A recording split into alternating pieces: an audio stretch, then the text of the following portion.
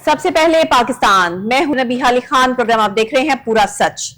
नाज़रीन, इस वक्त अगर बात कर ली जाए रेलवे के मामलात और हालात की, तो आपको पता है कि पिछले कई वक्त से हम जो है वो रेलवे के हवाले से प्रोग्राम करते आ रहे हैं। बहुत सी बेज़ाब्तगियां, बहुत से मामलात जो है वो रेलवे के हवाले से हमने यहाँ प्रोग्राम पूरा सच में उजागर भी किए। अभी वफाकी वजीर जो है हनीफ अब्बासी, वफाकी वजीर रेलवे जो है, उन्होंने दौरा किया है जनाब लाहौर में। बाकायदा तौर पे रेलवे की बहाली के लिए अहम फैसले जो है वो सामने आए हैं और रेलवे आमदनी में बेहतरी आएगी, लेकिन कैसे आएगी, स्ट्रेटजीज और पॉलिसीज क्या होंगी, रेलवे की अहम जो ट्रेन हैं उनकी अपग्रेडेशन के हवाले से अहम फैसले सामने आ रहे हैं। ट्रैक की बहाली भी होगी, ट्रेन का सफर महफूज बनाने के हवाले से, सिक्योरिटी के हवाले से भी जो है वो मामला जो है वो बेहतर किए जाएंगे। और किसी भी मुल्क में जब आप देखते हैं तो रेलवे का एक निजाम जो होता है वो उस मुल्क की आमदनी में इजाफा करने का बाइस बनता है, क्योंकि एक रेलवे का एक पूरा अपना निजाम है, ट्रैक है, एक पब्लिक जो है वो ट्रांसपोर्ट है और बाकायदा तौर पर ये मुसाफिर ट्रेनों से ही कमाया जाता है और यहीं पर जो है वो उनको फैसिलिटेट किया जाता है। पाकिस्तान रेलवे ने जो गुड्स ट्रेन को अचानक बंद करके इसका बेंचमार्क तैयार किया था और बढ़ाकर जो 6 लाख रुपए से जायद कर दिया था, उस हवाले से जो है वो ट्रेनों के हवाले से बहुत सारी क्रिटिसिज्म का सामना भी करना पड़ा। रेलवे के हवाले से हमने भी प्रोग्राम किया, बताया। आज हम कोशिश करेंगे बाबर रजा साहब जो रेलवे के डायरेक्टर पीआरओ हैं, पब्लिक रिलेशंस हैं, वो हमें ऑन कॉल जो है ज्वाइन करें, तो साथ साथ उनकी भी बात आपको सुनाएंगे। लेकिन उससे पहले जो है वो अली फारूक मलिक ने एक रिपोर्ट तैयार किया, ये रिपोर्ट देख लेते हैं, फिर इस पर बात करते हैं। रेलवे के वफाकी वजीर हनीफ अब्बासी ने लाहौर रेलवे हेडक्वार्टर का दौरा किया, जहां पर रेलवे की बहाली के लिए अहम फैसले कर लिया गया है। क्या इससे रेलवे की आमदनी बढ़ेगी? रेलवे की अहम ट्रेनों की अपग्रेडेशन का भी फैसला किया गया। क्या ट्रैक की भी बहाली होगी और ट्रेनों का सफ़र मज़ीद महफूज हो सकेगा? किसी भी मुल्क में रेलवे की आमदनी का बुनियादी जरिया फ्रेट और गुड ट्रेनों के ज़रिए होता है, मगर पाकिस्तान रेलवे में उल्टा निज़ाम है। यहाँ पर मुसाफिर ट्रेनों से कमाया जाता है और गुड्स ट्रेनों और फ्रेट ट्रेनों पर लगाया जाता है। पाकिस्तान रेलवे ने गुड ट्रेनों को अचानक बंद करके उसका बेंचमार्क बढ़ाकर 6 लाख रुपए से जायद कर दिया। रेलवे की तरफ से दावा किया गया है कि इससे रेलवे की आमदनी में बहुत इजाफा मुतवक्को है। क्या रेलवे का गुड ट्रेनों का ये बेंचमार्क ट्रांसपोर्टरों से ज़्यादा है? इजलास में फैसला किया गया कि 25 साल के बाद कुली हज़ात को ठेकेदारी निज़ाम से निकाल कर बराह रास्त रेलवे के अंडर किया जाएगा। रेलवे बदामी बाग मार्केटों के बारे में भी अहम फैसले किए गए। 26 रेलवे प्लॉटों की ओपन ऑक्शन की जाएगी। इसके अलावा 48 गोदामों को भी आउटसोर्स किया जाएगा। क्या इससे पाकिस्तान रेलवे की आमदनी बढ़ने के इम्कानात है? क्योंकि हुकूमत की तरफ से रेलवे के बजट को कम कर दिया गया, जो कि कम होकर 22 से 23 अरब रह गया है। जो एक बहुत बड़ी कामयाबी हासिल की, जो मुझे बड़ी शर्मिंदगी भी हुई, जहाँ काउंटर पार्ट आए हुए थे वो सारे सऊदीज़ भी और ईरानियन भी और तुर्की भी, वो मुझे कहने लगे वन मीटिंग में कि आप फ्रेट से कमाते होंगे और पैसेंजर पे आप सब्सिडाइज करते होंगे। मैं हंस पड़ा, वो कहते हैं क्यों हंसा? मैंने कहा नहीं, यहाँ उल्टी गंगा बहती है, यहाँ पैसेंजर से कमाते हैं और फ्रेट पर खर्च करते हैं। मकसद बात करने का यह है कि पूरी दुनिया के अंदर ये नहीं था, लेकिन हमने बड़ी कामयाबी हासिल की है। हमने 3 काम किए हैं जो आपके गोशगुजार, और उसका इम्पैक्ट क्या आया फाइनेंशियली वो भी बताने जा रहा हूँ। काउंटर आपने चेक करना है उस चीज़ों को। हमारी लगेज और ब्रेक वैन की यहाँ पे ओपन ऑक्शन हुई है। अल्हम्दुलिल्लाह उस लगेज और ब्रेक वैन की ओपन ऑक्शन की वजह से 1 बिलियन पर ईयर हम ज़्यादा लेंगे इस फाइनेंशियल ईयर में। इस फाइनेंशियल वो कैलकुलेशन पूरी हमारे पास मौजूद है। इसके बाद कार्गो एक्सप्रेस, जो कार्गो एक्सप्रेस है उसका बेंचमार्क हमने 3.60-65 से उठा के 6 लाख रुपया रखा और उसकी बदौलत हम 3.5 बिलियन इंक्रीज करने जा। 23 मार्च तक हमारे पास 160 नई वैगन्स आ जाएंगी, तो उसको जब हम इस फाइनेंशियल ईयर में चलाएंगे 40-40 डालते जाएंगे, ये नहीं कि 160 का इंतज़ार करेंगे, तो उसका जो फाइनेंशियल इम्पैक्ट आ रहा है वो भी 5 बिलियन का है, मिनिमम 5 बिलियन। आप इससे अंदाज़ा लगा लें कि 10 बिलियन रुपीज़ जो है 5-10 बिलियन वो तो हमने बाहर निकाल के। इसके अलावा हम मज़ीद मार्केटिंग करने जा रहे हैं कि जहाँ जहाँ हमें ज़रूरत है कि हम सीमेंट इंडस्ट्री को एड्रेस करें। एडिबल ऑयल के लिए हम कोशिश कर रहे हैं एग्रीमेंट हो जाए और जो हमारे पास फर्नेस ऑयल वाली पड़ी हुई हैं उसको मॉडिफाई करके उसके मुताबिक बना के वो हम उसको भी चलाएं, और वो तकरीबन हो चुका है एडिबल ऑयल के ऊपर भी, सीमेंट इंडस्ट्री और ऑटोमोबाइल इंडस्ट्री। उसको भी हम एड्रेस करने जा रहे हैं ताकि टर्न अराउंड करें और हम फ्रेट से कमा के पैसेंजर के ऊपर सब्सिडाइज करें। जी नाजरीन, रिपोर्ट आपने देख ली है। इस पर हम तफसीलन बात करेंगे कि जो बाकायदा तौर पे जो रेलवे है और ये बदामी बाग लोहा मार्केट के बारे में भी अहम फैसले किए गए हैं रेलवे के हवाले से, जो है वो जहां और फैसले किए गए वहां इस मार्केट के हवाले से भी बात करेंगे। 26 रेलवे प्लॉट की ओपन जो इसके हवाले से एक्शन है वो भी ली जाएगी, वो क्या मामलात है, वो कैसे होगा। इसके अलावा 48 गोदामों को भी आउटसोर्स जो है वो करेंगे और क्या क्या फैसले हुए, जरा इस पर भी नजरसानी कर लेते हैं। अली फारूक मलिक हमारे साथ हैं, हमारे रिपोर्टर। जी अली, बताइएगा, रेलवे के हवाले से काफी अहम फैसले सामने आए हैं ये वजीर के दौरे के बाद, तो आपको क्या लगता है कि ये सब चीजें इतनी आसानी से स्मूथ हो जाएंगी और जल्द हो जाएंगी? जी बिस्मिल्लाहिर्रहमानिर्रहीम, बहुत मेहरबानी नविया साहबा। मैं ये बताता चलूं कि ये इतवार वाले दिन इजलास हुआ, उसके बाद फिर मीडिया की कुछ ब्रीफिंग भी दी गई जिसमें उन्होंने तफसीलन हनीफ अब्बासी साहब ने सारी चीज़ों को बताया। और इसमें सबसे एक अहम न्यूज़ ये है कि किसी भी दुनिया की रेलवे में, किसी भी मुल्क की रेलवे में जो गुड्स सेक्शन या फ्रेट सेक्शन जो होता है वो कमाई का जरिया होता है, और जो मुसाफिर ट्रेनें जो होती हैं उस पर इन्वेस्टमेंट की जाती है, उसमें यानी कि लोगों को, पब्लिक को सहूलत दी जाती है। लेकिन पाकिस्तान में पाकिस्तान ऐसा मुल्क है जहां पर आप कमा रहे हैं मुसाफिर ट्रेनों से मुसाफिर ट्रेनों से कमा रहे हैं और लगा फ्रेट पे भी रहे हैं। और दूसरा ये मैं आपको बताता चलूं कि जो वफाकी हुकूमत है उसकी कोई खास दिलचस्पी नहीं है रेलवे को बेहतर बनाने में। उनकी दिलचस्पी वफाकी हुकूमत की बेनजीर इनकम सपोर्ट को बढ़ाने में है जरा कि लोगों को दिया जाए। इसमें 22 अरब से 22.5 अरब इसका कम करके बजट रेलवे का इन्होंने किया था 30 जून के बाद, जो नया माली साल 2025-26 के लिए, जो कि उसको पाकिस्तान रेलवे को फंड्स की शदीद किल्लत थी, जिसके बाद इन्होंने कुछ फैसले किए, जिसमें एक फैसला ये था कि गुड्स ट्रेन को उन्होंने फौरी तौर पर पहले बंद किया। बंद करके उसका जो बेंचमार्क है वो 3,83,000 से बढ़ाकर 6 लाख से बढ़ा दिया। 6 लाख से बढ़ गया। ठेकेदार जो थे उनको वो तो हिल के रह गए उस टाइम। जाहिर है कि जिसको जो बेंचमार्क जो 3,83,000 के हिसाब से जो दे रहे थे, सही बात है, वो एकदम उन पर बिजली गिरी, ऑलमोस्ट तकरीबन डबल लग रहा है। इस फिगर के हिसाब से थोड़ा सा फर्क है डबल से, लेकिन डबल के करीब है ये बिल्कुल। उन्होंने इस पे एहतजाज किया, उन्होंने कहा कि जी ये बेंचमार्क हमें कबूल नहीं है। उसके बाद फिर उनका जो मौकफ उन्होंने कहा कि जी ये तो रोड ट्रांसपोर्ट से भी बेंचमार्क से भी ज्यादा कर दिया उनके, जिसमें यानी कि रोड पे तकरीबन 5 लाख के कुछ के करीब बेंचमार्क है, तो इस पर यानी कि बेंचमार्क उन्होंने बढ़ा के 6 लाख कर दिया। तो उन्होंने कहा कि हम फिर क्या करेंगे, इसको हम अपना ट्रांसपोर्टर्स की तरफ चले जाएंगे, रोड के जरिए अपनी तरसील करेंगे। बहरहाल जी उनको हुकूमत की तरफ से ये बजट जो है वो कम कर दिया गया, हुकूमत की तरफ से ये बजट कम किया गया। रेलवे का बजट हम तो ये कर रहे थे कि अब्बासी साहब आएंगे, कुछ बजट रेलवे का बढ़ेगा। वो 37-38 अरब रुपया था जो गुज़श्ता माली साल, तो 22-23 अरब रह गया। 22-23 अरब रह गया।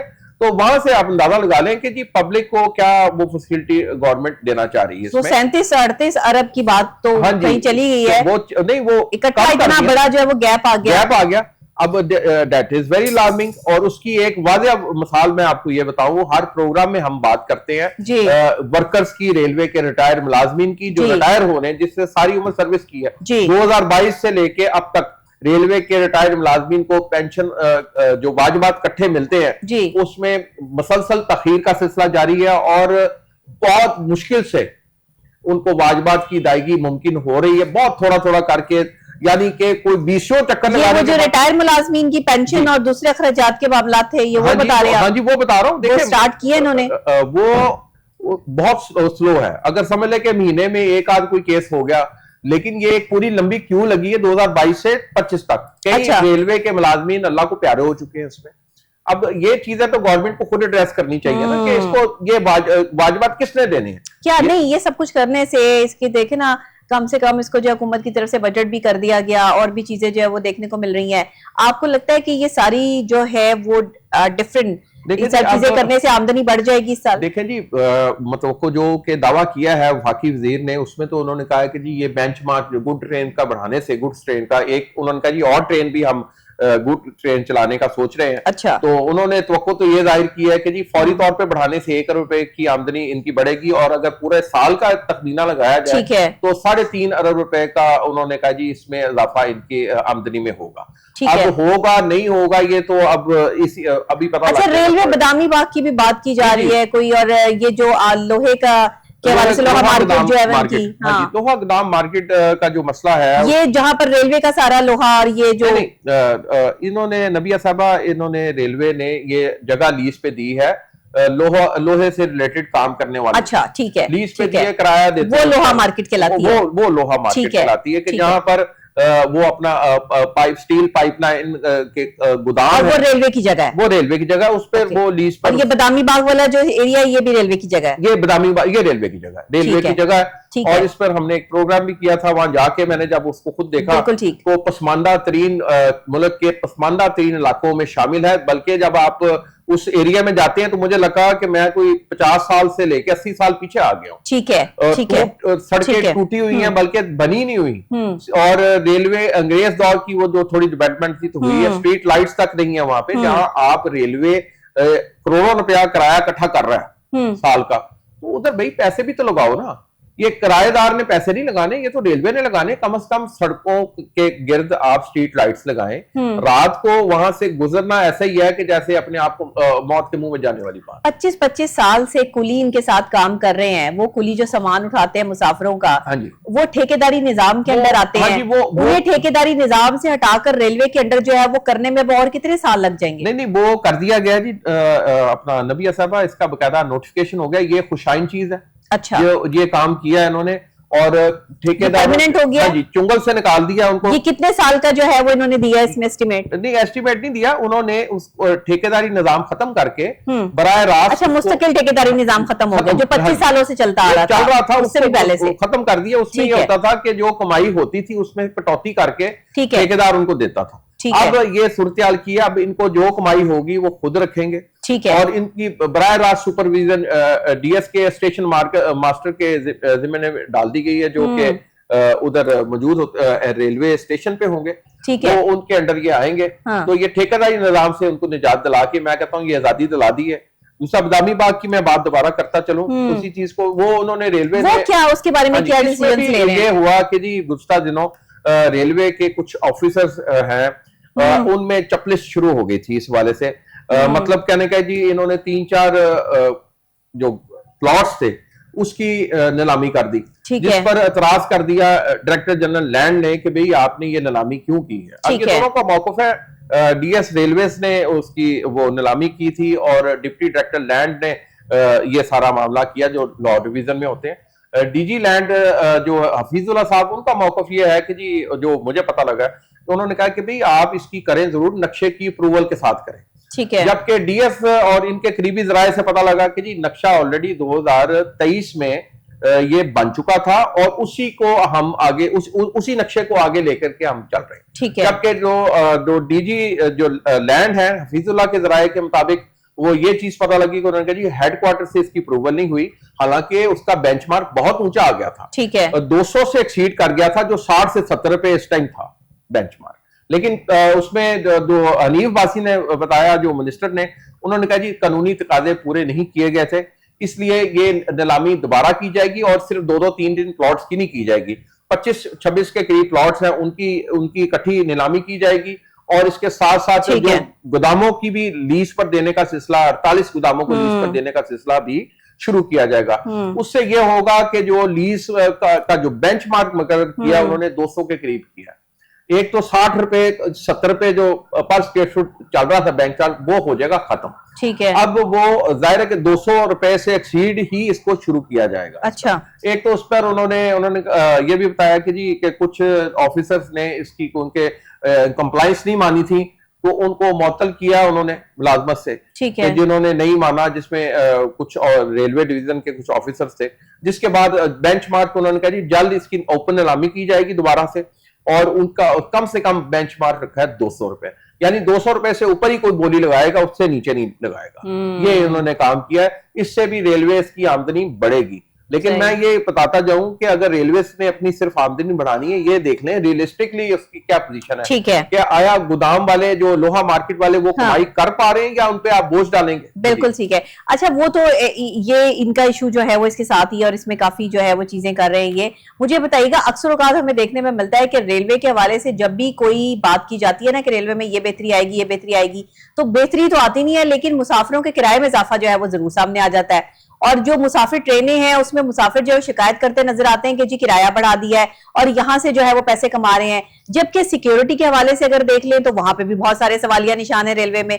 अगर आप जो है वो ट्रैक के हवाले से देख लें तो वहां पर भी ट्रेन के हवाले से जो है वो सवालिया निशान बनता है। इतने सारे सवालिया निशान के साथ जो है वो अगर पैसे भी बढ़ा दिए जाएं तो एक इंसान जो पुरसुकून सफर करने के लिए ट्रेन का इंतखाब करे, वो क्यों करे और कैसे करे? और इतने पैसे दे के भी आपको सिक्योरिटी नहीं है कि आपने जिंदा जाना है, या फिर किस हवाले से कहां कैसे पहुंचना है? थोड़ा सा आपको बता दूं कि सिक्योरिटी को बेहतर बनाने के लिए 1500 के करीब जो इन्होंने नफरी भर्ती की है रेलवे पुलिस में, इंजेक्ट की है 1500 के करीब। जो नफरी की कमी थी बहुत ज्यादा अच्छा। पुलिस रेलवे पुलिस में, वो उन्होंने फौरी तौर पे 1500 की, और जो कि उन्होंने दावा किया है कि उन्होंने किसी भी उसके सिफारिश नहीं की। अच्छा। अब ये तो अल्लाह बेहतर जानता, उन्होंने नहीं की या पीछे नीचे ऑफिसर्स ने भी नहीं की, ये तो हम नहीं इस चीज को जानते, लेकिन मिनिस्टर की हद तक उन्होंने दावा ये किया कि जी मैंने किसी एक बंदे की भी सिफारिश नहीं की। तो ये तो अब आने वाला वक्त बताएगा। दूसरा, रेलवे के सफर को, हाँ जी, सफर को महफूज बनाने के लिए ट्रेनों की अपग्रेडेशन तो कर रहे हैं। शालीमार एक्सप्रेस के 7 से 8 नवंबर को आइंदा माह, यानी कि उन्होंने वजीर आजम को लिखा है कि जी वो इसका इफ्तिताह करें। रैक नया तैयार किया, लाहौर और कराची के दरमियान चलती है शालीमार एक्सप्रेस। अच्छा। उसका जदीद ट्रैक इन्होंने अपग्रेड किया। हाँ, देखिए ट्रैक को अपग्रेड करना बहुत जरूरी है ना। रैक को किया, ट्रैक को नहीं किया। रैक से मुराद ये है कि जो तो ट्रैक को कौन करेगा? कोचेस हैं उसकी अपग्रेडेशन। अब रहेगी बात ये ट्रैक जिसके ऊपर ट्रैक पे वो ट्रेन चलनी है, वो ही मजबूत नहीं है, या वही अगर जो है वो टूटा हुआ है, तो वो तो ट्रेन किसी भी टाइम हादसे का शिकार हो सकती है। ट्रैक के हवाले से जो उन्होंने खुद गुफ्तगू करके, ये तो अंग्रेज के जमाने के बने हुए हैं, अभी तक जो इसमें कोई बने हुए हैं। उसमें उन्होंने बताया कि कराची से रोड़ी तक और फिर रोड़ी से पेशावर तक के ट्रैक को अपग्रेड करने के लिए $2 अरब लागत का तखमीना लगाया गया। वो एशियन डेवलपमेंट बैंक से शायद वो ले रहे हैं। तो लेकिन जो बाकी ट्रैक है उसकी हालत जार बड़ी नागुफ्ता बे हो चुकी है, और आए दिन ट्रेनों की डिरेलमेंट ये एक मसला है, एक चैलेंज है कि आप आरामदेह ट्रेन में तो बैठे हैं, लेकिन जो ट्रैक पे चलने वाला है, ट्रेन को खूबसूरत बना दें आप, जितनी मर्जी हसीन तरीन ट्रेन बना दे, उसे जितना मर्जी आप छाप दें, उस पर जितनी मर्जी आप पब्लिसिटी कर दें, वहां से आपको जितने मर्जी पैसे आ रहे हो, जब ट्रैक ही ठीक नहीं है आपका, जैसे एक इंसान जो है वो सही ट्रैक पे ही नहीं है, तो उसकी जिंदगी में जो है वो तब्दीली क्या आएगी? तो इसी तरह आप जब मुसाफिर ट्रेन में ट्रैक ही ठीक नहीं रखेंगे तो वो मुसाफिर ट्रेन जो है वो अपने ट्रैक तक, अपने मुकाम तक पहुंचेगी कैसे?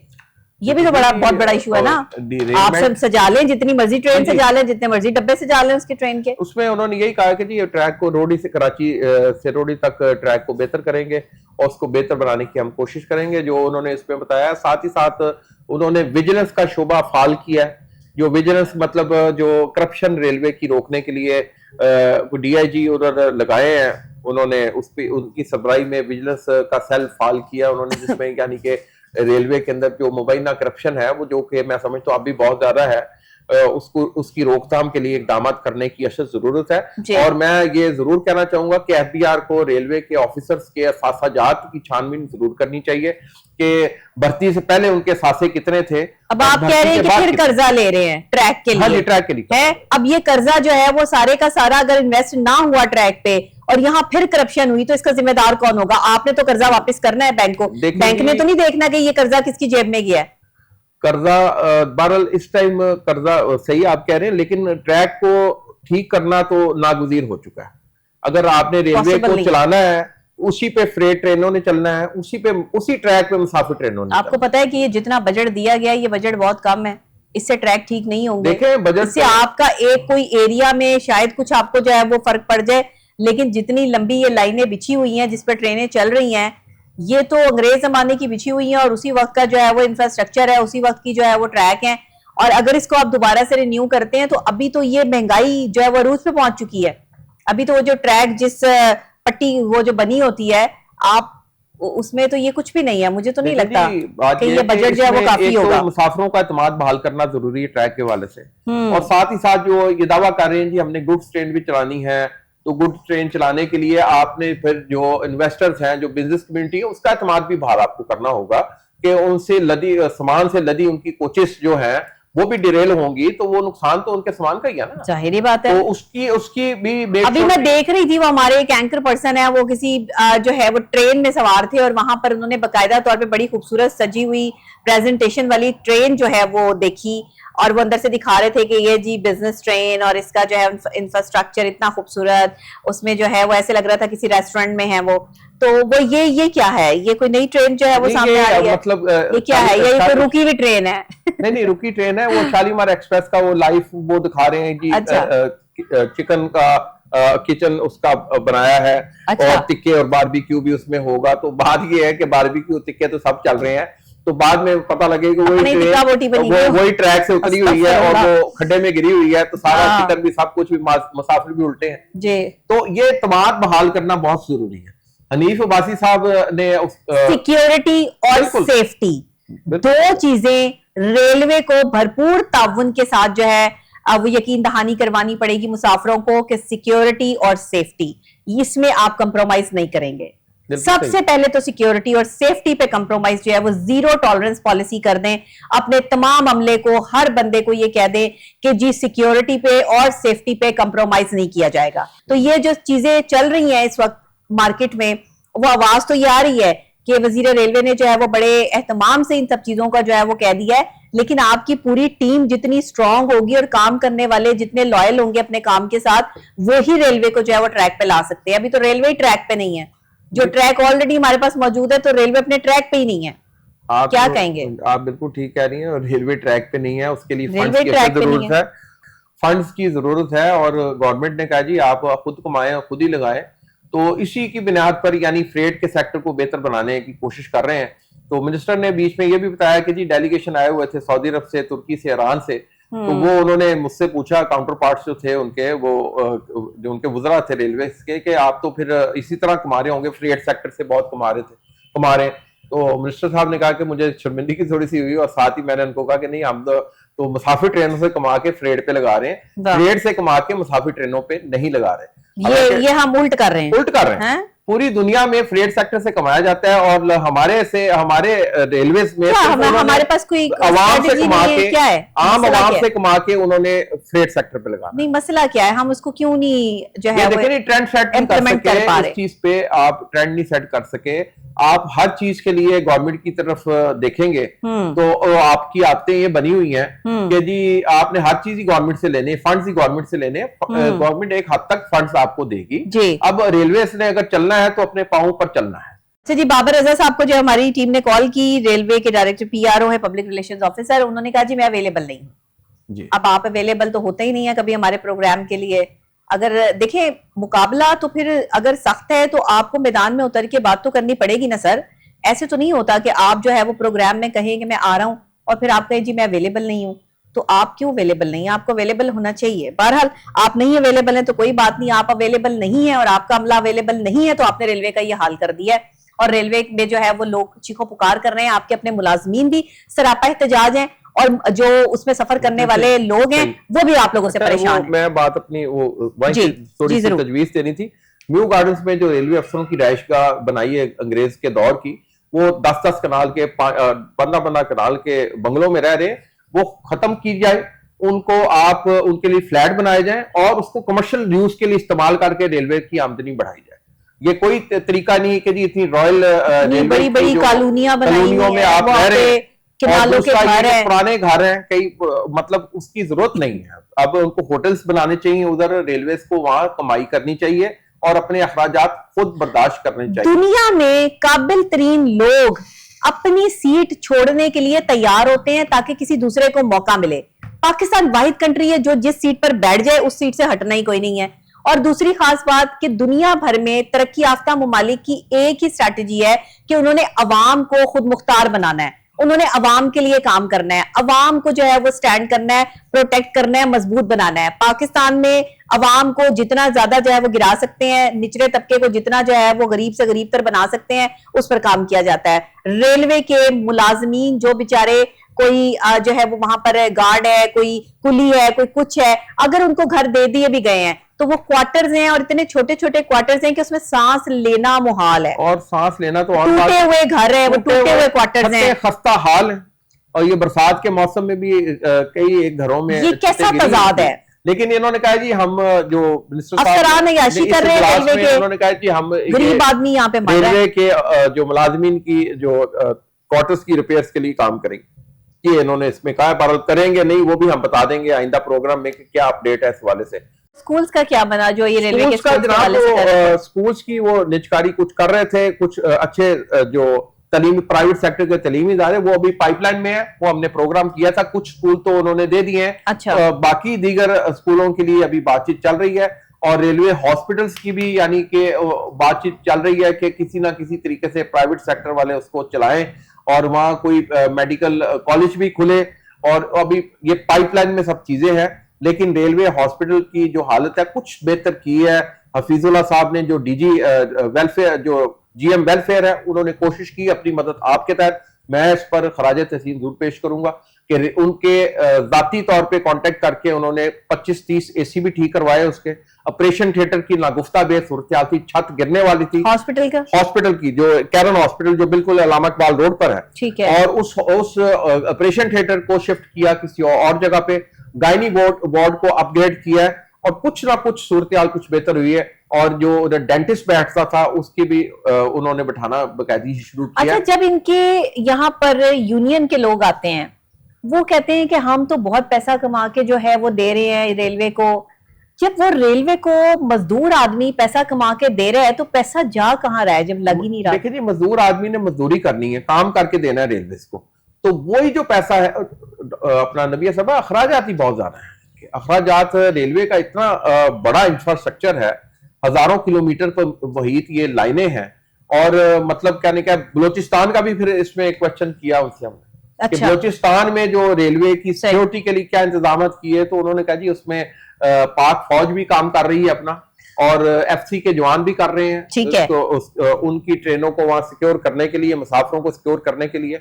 और मैं समझता हूं उसको मजीद फाल बनाने की जरूरत है ताकि वहां का मुसाफिर अपनी जानो माल की उसकी जमानत होनी चाहिए। वहां तो सिक्योरिटी के बड़े इश्यूज हैं और मुल्क दुश्मन ताकतें मुतहरक हो जाती हैं उधर, और उसमें हमारे जो भारत नवाज जो दहशतगर्द हैं वो मुतहरक होते हैं, जो नुकसान पहुंचाते हैं। मैं समझता हूं उनको निशान इबरत बनाने की जरूरत है। जी नाज़रीन, ब्रेक लूंगी, ब्रेक के फौरी बाद वापस हाजिर होती हूँ एक और अहम और खास मौजू के साथ। मौजू होगा वज़ीर आला पंजाब मरियम नवाज शरीफ साहिबा का विजन खवातीन के लिए, क्या करने जा रही हैं और मजीद क्या अपग्रेड होने वाला है, इस पर भी बात करेंगे। मेरे साथ रहिएगा।